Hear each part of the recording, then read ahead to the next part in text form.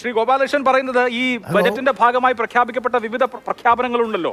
അതായത് മുദ്രാ ലോണിന്റെ പരിധി ഇരട്ടിയാക്കുന്നു, അതുപോലെ ഇന്റേൺഷിപ്പ് ചെയ്യാൻ 1 കോടി വിദ്യാർത്ഥികൾക്ക് ഇന്റേൺഷിപ്പ് ചെയ്യാൻ, അതും പ്രതിമാസം 5000 രൂപ സ്റ്റൈപ്പൻഡോടുകൂടി വലിയ കമ്പനികളിൽ ഇന്റേൺഷിപ്പ് ചെയ്യാൻ അവസരം കിട്ടുന്നു. അതുപോലെ ഈ ജോലി കിട്ടുന്ന ആളുകളുടെ ആദ്യത്തെ 1 മാസത്തെ സാലറിയിൽ 15000 രൂപ സർക്കാർ കൊടുക്കുന്നു. ഇങ്ങനെയൊക്കെയുള്ള പുതിയ പദ്ധതികൾ വരുമ്പോൾ അതിന്റെ ആനുകൂല്യം കേരളീയർക്കും മറ്റുള്ളവരെ പോലെ തന്നെ കിട്ടില്ലേ എന്നുള്ളതാണ് ചോദ്യം.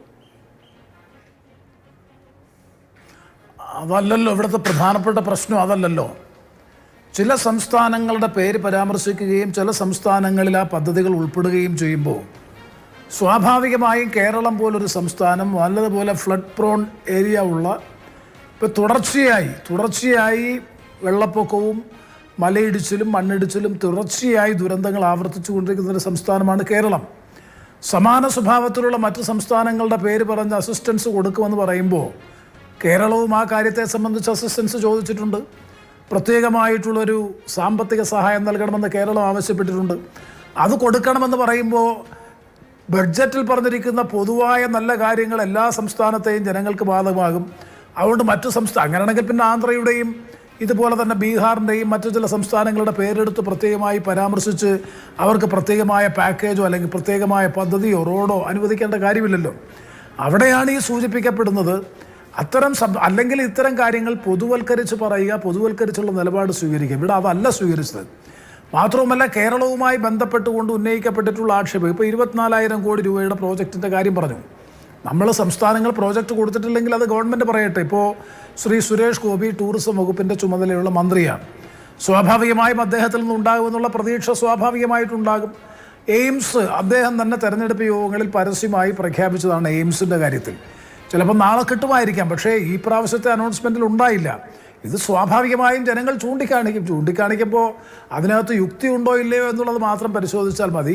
വരുന്ന ബഡ്ജറ്റുകളിലായാലും ശരി, എയിംസ് എന്ന് പറയുന്നത് കേരളം എത്രയോ കാലമായി നിലനിൽക്കുന്നതാണ്. അപ്പോൾ ഇത് ഞങ്ങളാരും പറഞ്ഞതല്ല, ശ്രീ സുരേഷ് ഗോപി തന്നെ തൻ്റെ ഇലക്ഷൻ ക്യാമ്പയിനിൽ കൃത്യമായി പറഞ്ഞിട്ടുള്ള കാര്യങ്ങളാണ്. അവിടെയാണ് നേരത്തെ ഇത് സംസാരിച്ചപ്പോൾ സൂചിപ്പിച്ച ടൂറിസം വകുപ്പ് കൂടി കൈകാര്യം ചെയ്യുന്ന ശ്രീ സുരേഷ് ഗോപിയുടെ വകുപ്പിന് കീഴിൽ ഈ നളന്തയും ഗയയും അതുപോലെ കാശിയും ഉൾപ്പെടെയുള്ള നിരവധി പ്രസാദ ടൂറിസം സ്കീമുകളെക്കുറിച്ചൊക്കെ പരാമർശിക്കുമ്പോൾ ടൂറിസം മന്ത്രി പ്രതിനിധീകരിക്കുന്ന കേരളം പോലെ ഒരു സംസ്ഥാനത്ത് ഒരു പ്രോജക്റ്റ് അതിൻ്റെ ഭാഗമായി ഉൾപ്പെടുത്താൻ ഈ ചുരുങ്ങിയ 1 മാസക്കാലമൊന്നും അത് വേണ്ട. ടൂറിസം പ്രോജക്റ്റുമായി ബന്ധപ്പെട്ട് പ്രോജക്റ്റ് ഇല്ലാഞ്ഞിട്ടില്ല, പ്രോജക്റ്റുകൾ പെൻഡിംഗ് ഉണ്ട്. എനിക്കറിയാം, നിരവധി പ്രോജക്റ്റുകൾ കേരളത്തിൽ നിന്ന് സബ്മിറ്റ് ചെയ്തിട്ടുള്ള പ്രോജക്ട്സ് ഉണ്ട്.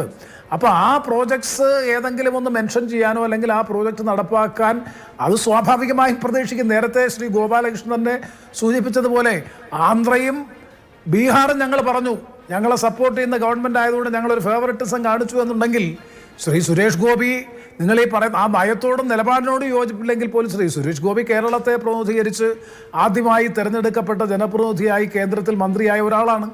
സ്വാഭാവികമായും ജനങ്ങൾ പ്രതീക്ഷിക്കുന്നതിൽ എന്താ തെറ്റ്? പ്രതീക്ഷ നടക്കാതെ വരുമ്പോൾ സ്വാഭാവികമായും വിമർശിക്കും. ആ വിമർശിക്കുന്നതിൽ എന്താ തെറ്റ്? അത് രാഷ്ട്രീയമാണ്, ഒരു സംശയം വേണ്ട കാര്യത്തിൽ. കാരണം നിങ്ങളത് പറഞ്ഞാണ് വോട്ട് വാങ്ങിയത്. നിങ്ങൾ പറഞ്ഞത് BJPയുടെ ഒരു ജനപ്രതിനിധിയെ കേന്ദ്രത്തിലേക്ക് അയച്ചാൽ വിസ്മയകരമായ വികസന പ്രവർത്തനം നമ്മുടെ സംസ്ഥാനത്തിന് ലഭ്യമാകും, ആ നിയോജക മണ്ഡലത്തിന് ലഭ്യമാകുമെന്ന് പറഞ്ഞ സ്ഥലത്ത് ഗുരുവായൂർ പോലെയുള്ള ഏറ്റവും വലിയൊരു പിലിഗ്രീം സെൻ്റർ ആയിട്ടുള്ള തൃപ്രയാറും ഗുരുവായൂറും ഉൾപ്പെടെയുള്ള ഒരുപാട് ടൂറിസം പ്രാധാന്യമുള്ള കേന്ദ്രങ്ങളുള്ള സ്ഥലത്ത് ഒരു പ്രസാദ ടൂറിസം സ്കീമിൽ ഉൾപ്പെടുത്തി ഒരു മെഗാ പ്രോജക്റ്റ് എങ്കിലും പ്രഥമ ബഡ്ജറ്റിൽ തന്നെ ഉണ്ടാകുമെന്ന് ജനങ്ങൾ പ്രതീക്ഷിച്ചു. അത് ഉണ്ടായില്ല എന്നുള്ളത് സത്യത്തിലൊരു പോരായ്മയല്ലേ? നിങ്ങൾ ശ്രീ ഗോപാലകൃഷ്ണൻ തന്നെ അഡ്മിറ്റ് ചെയ്തു, ഞങ്ങൾക്ക് താല്പര്യമുള്ളതാണ്. അപ്പോൾ ആ താല്പര്യം എന്തുകൊണ്ട് കേരളത്തിൽ കേരളത്തോട് കാണിക്കുന്നില്ല എന്നുള്ളതാണ് ഇതിലെ മൗലികമായ ചോദ്യം.